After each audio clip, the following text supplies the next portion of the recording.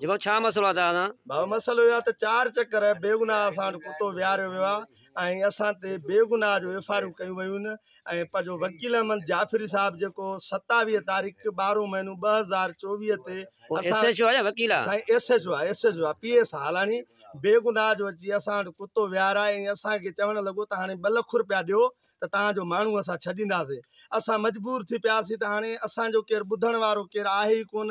वरी उन खां बावजूद असां उनखे पैसा ॾेई करे पंहिंजो माण्हू कढायोसीं ऐं असां ते बेगुनाह जो असां सां ज़्यादती कई थी वञे, असां ते एफआईआर कयूं थियूं वञनि ऐं जेको मुंहिंजो भाउ आहे सजाद उन ते बि एफआईआर थी वई आहे फुर्जी ऐं मूं ते बि एफआईआर थी आहे। असां वापारी माण्हू शरीफ़ माण्हू असां इन्हनि ॻाल्हियुनि मां ॼाणूं ई नथा। जेके असुली चोर आहिनि उते पुलिस वञे कान थी, जेके शरीफ़ आहिनि उन्हनि सां पई थी पुलिस नाजाइज़ी करे ऐं हरू भरू असां ते दबाव रखणु।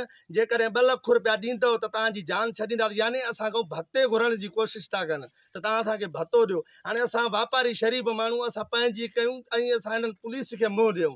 असांखे ॾाढो परेशान कयो अथनि। हालांकि असां मजबूर थी करे कल्ह कुतो घुरायो आहे।